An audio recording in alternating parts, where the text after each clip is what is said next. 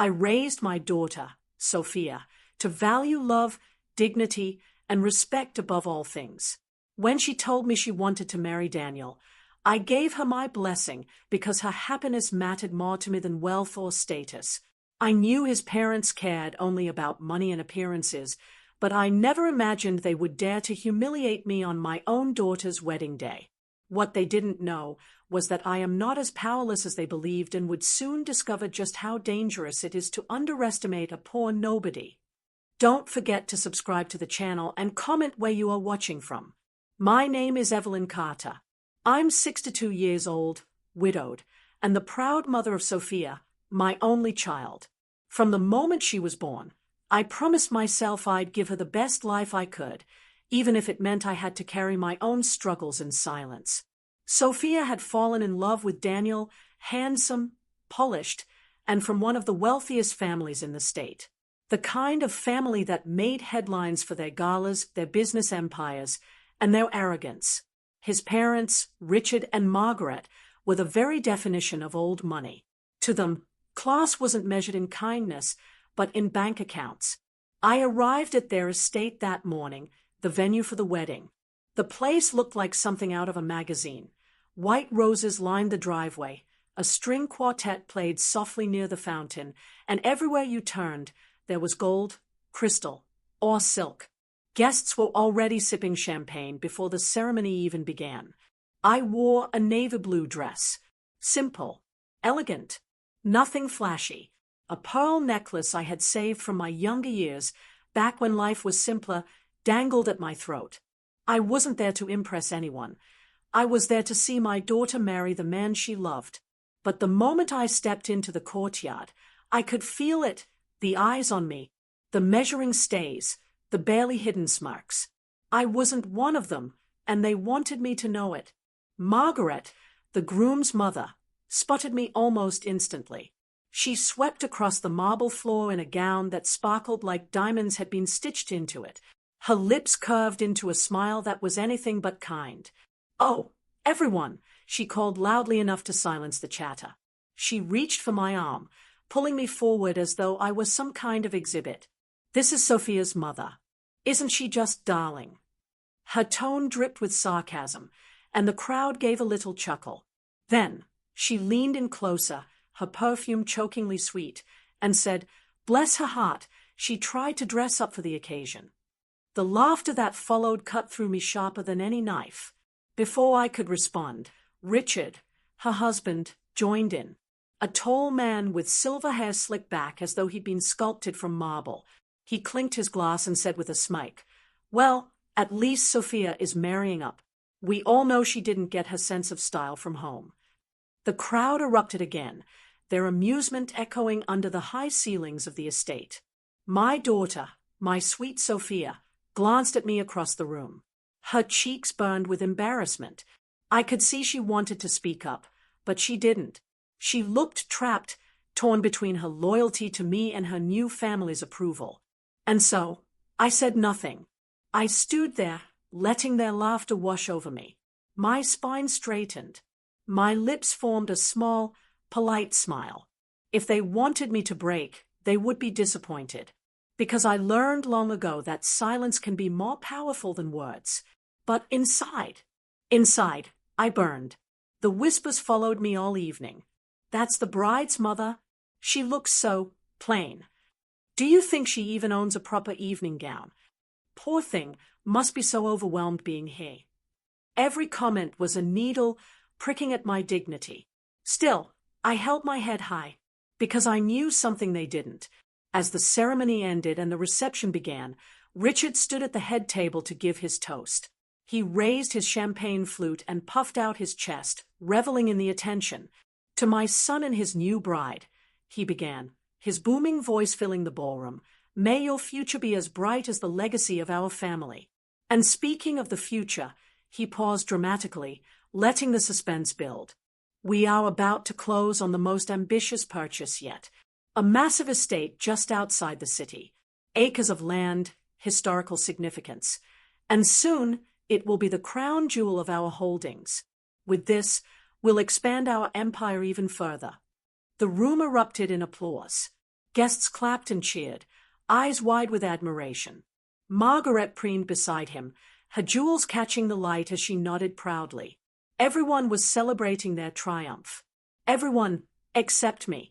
I felt a smile tug at the corners of my lips, not the smile of someone who had been humiliated, but the quiet, knowing smile of someone holding the upper hand. Because I already knew that estate he was bragging about. I knew it better than anyone in that room. And I knew that, very soon, the laughter would die in their throats. They thought I was a poor nobody. They thought I didn't belong in their glittering world of wealth and power. But what they didn't know, what they couldn't know, was that the deal Richard bragged about had already slipped through his fingers.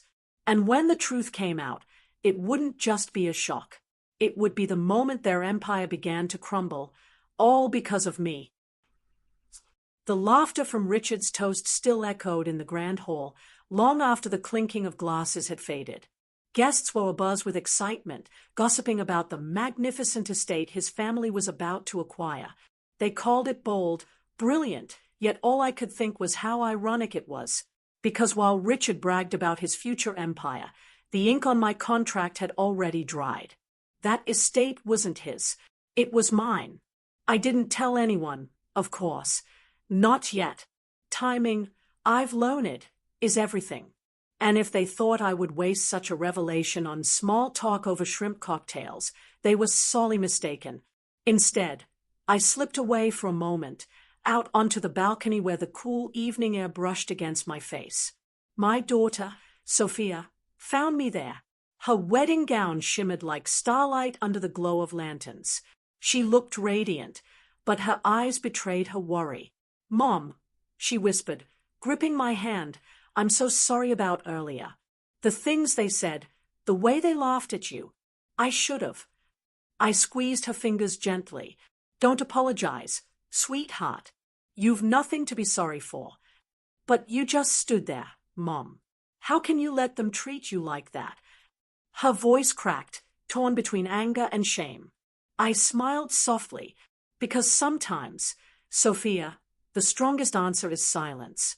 And sometimes, silence makes the loudest statement of all. She blinked at me, confused, but I could see the questions swirling in her mind. Questions she didn't have time to ask, because just then, her new husband, Daniel, came looking for her. He kissed her cheek, oblivious to the storm raging inside his bride. I watched them walk back inside together, hand in hand, and my heart tightened. I wanted her happiness. That's all I ever wanted. And if I had to endure a little humiliation to protect her joy, I would. But there are limits, even for me. When I returned to the ballroom, the atmosphere had shifted. Richard was pacing, phone pressed to his ear, his expression darkening by the second. His voice grew louder, angrier. "What do you mean it's gone?" he barked. "That property was practically ours. We had the deal in motion. Who the hell swooped in at the last second?" The music faltered as whispers spread through the crowd. Margaret rushed to his side, her jeweled hand clutching his arm. "Richard, what is it?" she hissed. He slammed his phone shut and announced, his face pale, "The estate, it's been purchased. Someone paid in full. Cash. The deal is off." Gasps rippled across the room.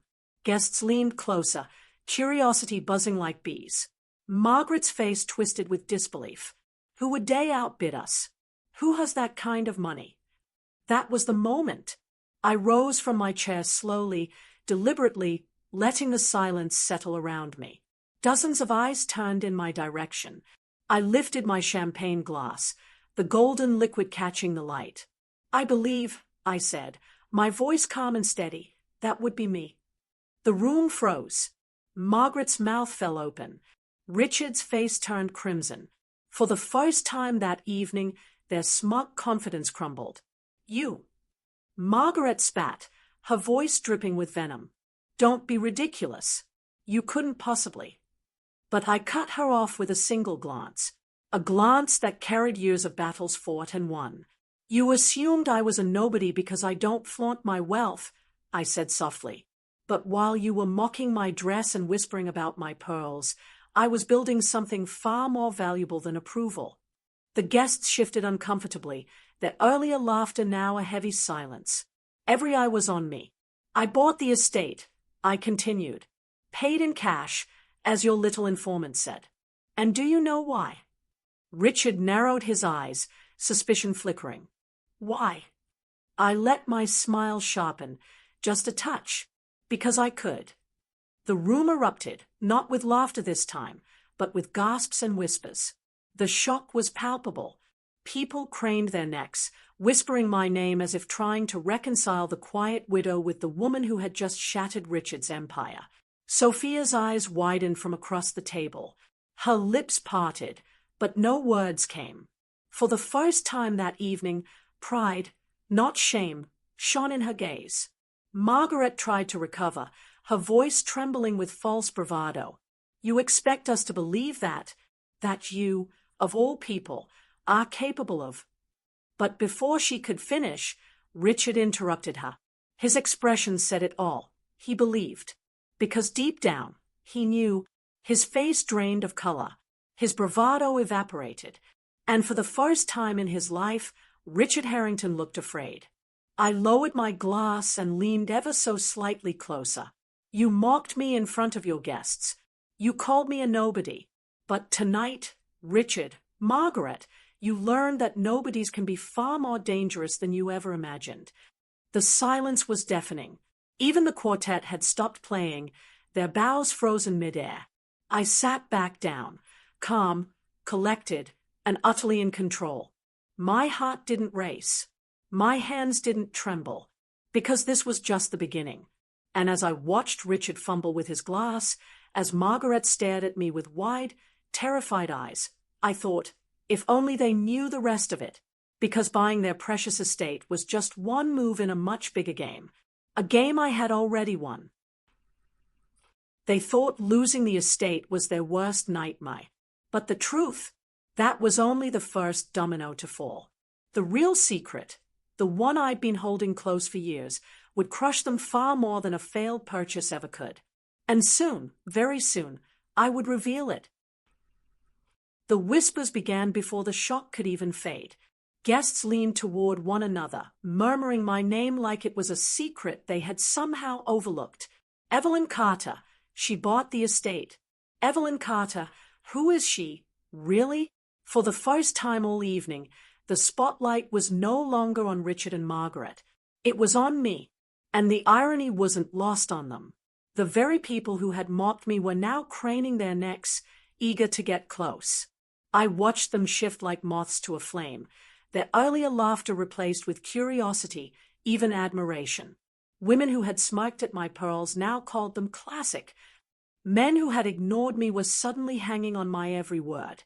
And Richard, he sat frozen, his glass untouched, his face drained of color. It was delicious. Still, I said little. I smiled, nodded, allowed their curiosity to build. I've learned that mystery unnerves people far more than explanation.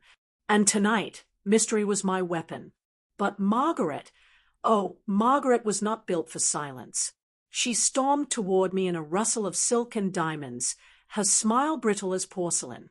My dear Evelyn, she began, her voice pitched just high enough for others to hear, what a remarkable story you've spun. Tell us, what exactly does someone like you do with such a grand estate? The condescension was back in her tone, though now it wavered with unease. I let the pause hang. Perhaps I'll keep it as a family home, or perhaps I'll turn it into something bigger. Either way, I tilted my head. I won't be needing your advice. Her cheeks flushed red, and the whispers around us grew louder. Richard finally stood, smoothing his jacket, trying to recover some semblance of control. He approached me with false politeness, his voice carefully measured. Evelyn, he said, I may have misjudged you. We should talk. Perhaps there's an opportunity for us to work together. Business partnerships, joint ventures. We could. I raised a hand, silencing him. Richard, you mocked me in front of your guests, treated me as though I were dote under your shoes. And now, because I hold something you want, you call it partnership. No, I don't deal with people who don't know the meaning of respect. The look in his eyes, equal parts fury and desperation, was more satisfying than any toast he could have given. Margaret snapped then, unable to hold back any longer. You humiliated us. You made us look like fools. I turned to her slowly. No, Margaret, you did that to yourselves. I simply held up the mirror. The silence that followed was thick, the kind that presses on your chest. Then, from across the room, I heard a voice, soft at first, but growing stronger. Mom. It was Sophia. She rose from her seat, her eyes glistening, her hands trembling slightly. But there was strength in her voice. I'm proud of you. The room seemed to shift on its axis. Sophia, my daughter, who had always tried to blend in with the wealthy world of her husband's family, was standing tall beside me. She looked at Margaret and Richard, her voice steady. You may think money defines worth, but my mother, she defines dignity, and I'd rather stand with her than with anyone who treats people the way you do. My heart swelled. For the first time that night, I felt the weight lift from my chest. But I wasn't finished. Not yet. I rose to my feet, my voice carrying through the hall. You all think tonight was about a dress, a necklace, a chair at a wedding table. But what you fail to understand is this: power isn't about what you flaunt. It's about what you hold silently. I looked directly at Richard, and I've been holding more than you realize. He frowned, confusion flickering across his features. What are you talking about? I let the corner of my mouth curve into a smile. You see, Richard, I didn't just buy your precious estate. 4 years, I've been quietly investing, watching, choosing carefully. And while you've been busy hosting parties and mocking so-called nobodies like me, I've been buying pieces of your company. Gasps filled the room again. The sound was electric, rippling from guest to guest like fire catching on dry grass. Richard staggered back as though struck. You're lying. I leaned forward, my voice calm, deliberate. Check your records. Go through your shareholders list. You'll find my name there. And not just once. Margaret clutched her pearls, her face a mask of disbelief. No, this can't be. But Richard knew. His silence confirmed it. I straightened. So when you asked me to partner with you, you were already too late. Because, Richard, I already own enough shares to have the final say. The room erupted again. Guests turned in their seats, eyes wide, voices whispering furiously. All the power, all the arrogance Richard and Margaret had displayed just hours ago melted away like wax in fire. And me? I stood taller than ever. Still, I wasn't there to destroy them in public. Not yet. Tonight was only the beginning. I turned to Sophia, who was still watching me with awe. It's time we go home, sweetheart. And as we walked past the stunned crowd, past Richard's pale face and Margaret's trembling hands, I felt the weight of decades of silence slip off my shoulders. Because now the tables had turned. They thought humiliation was the worst they could throw at me. They thought wealth made them untouchable. But what they didn't know was that their empire was already in my hands, and I wasn't done with them yet. The real reckoning was still to come. The night after the wedding was long. I lay awake in the guest room they had so generously offered me, staring at the ornate ceiling. Once, I would have felt small in a place like that, intimidated by the chandeliers, the gilded mirrors, the thick velvet curtains. But not anymore, because now I knew the truth. Their empire wasn't as untouchable as they wanted the world to believe. It was fragile, built on arrogance and the assumption that no one would dare challenge them. But I did. The next morning, a servant knocked on my door. "Mrs. Carter," she said nervously, "Mr. and Mrs. Harrington request your presence in the study." Ah, yes, Richard and Margaret Harrington, the proud parents of the groom, the very people who had mocked me in front of their hundreds of guests. I rose slowly, deliberately, and made my way down the hall. The study smelled of leather and old books, with a fire burning even though the morning was warm. Richard stood by the fireplace, his jaw tight, while Margaret sat stiffly in an armchair, her fingers clutching a teacup she hadn't touched. Sophia and Daniel were there too, their faces pale. Sophia's eyes met mine, full of worry, while Daniel looked as though he'd just realized for the first time that his parents weren't gods, but fallible humans. Richard didn't waste time. "Evelyn," he said sharply, "what exactly are you playing at? Do you have any idea the damage you caused last night?" I raised an eyebrow. "Damage? All I did was tell the truth. You're the one who boasted before confirming your deal was secure." His face darkened. "You've made a fool of me." "No," I corrected. "You made a fool of yourself. I simply let the world see it." Margaret slammed her teacup down, her voice trembling. "Why didn't you just tell us who you really are? Why play this game?" I met her gaze evenly. "Because my worth doesn't depend on you knowing. I don't need to wear wealth like a costume to prove my value. But last night, you proved just how much you depend on it. Without your money, Margaret, who are you?" Her face paled, and for once, she had no answer. I turned to Sophia then, softening my tone. "Sweetheart, you've always seen me as your simple, ordinary mother. And that's true. I've lived simply, quietly. But after your father passed, I built something for us. Investments, companies, properties. I never told you because I didn't want you to grow up believing money was the measure of worth. I wanted you to believe in kindness, in dignity." Her eyes filled with tears. "I understand now, Mom." Daniel finally spoke, his voice quiet. "Mrs. Carter, I didn't know. I never imagined." He looked at his parents, then back at me. "I'm ashamed of how they treated you. I can't change that, but I promise I'll never let them treat you nor Sophia that way again." There was sincerity in his tone, and for the first time, I believed him. But Richard wasn't finished. He stepped forward, desperation creeping into his voice. "Listen to me, Evelyn. You've already bought the estate. Fine. But the company, my company, don't interfere. You have shares, yes, but you don't have to destroy everything I've built. Work with me. We can make this beneficial for all of us." I studied him. For a moment, I saw not the arrogant man who had mocked me, but a man terrified of losing control.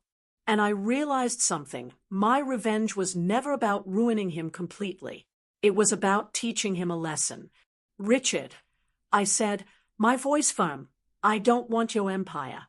I don't want to sit in your boardroom or stamp my name on your buildings. What I want is respect. For me, for my daughter, for anyone you think is beneath you." He blinked, confused.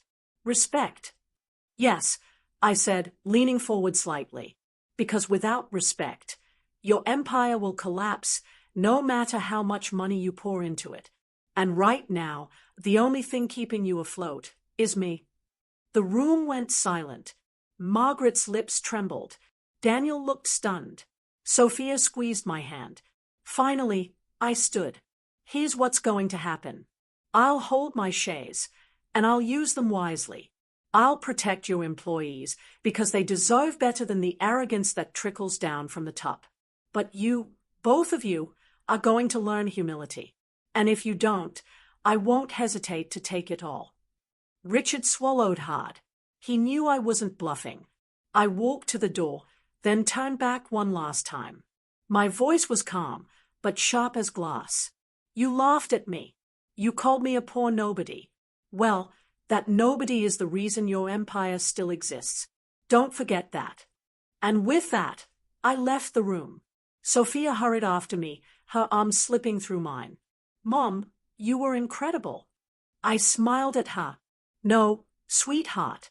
I was just me. And that's enough." As we stepped outside, the sun was rising, casting golden light over the estate. The very estate Richard had once dreamed of owning, but now belonged to me. It was poetic justice. And as I stood there with my daughter by my side, I knew one thing for certain. No matter how much the world underestimates you, true power isn't loud or flashy. It's quiet, patient, unshakable, and sometimes the quiet ones deliver the loudest revenge of all. They thought I was a nobody. They thought I didn't belong. But in the end, the so-called nobody owned everything they valued most. And to anyone who's ever been mocked, underestimated, or made to feel small, remember this: silence isn't weakness. Sometimes it's strategy. And when the time is right, silence becomes power. What do you love most about the story? Share your thoughts in the comment section.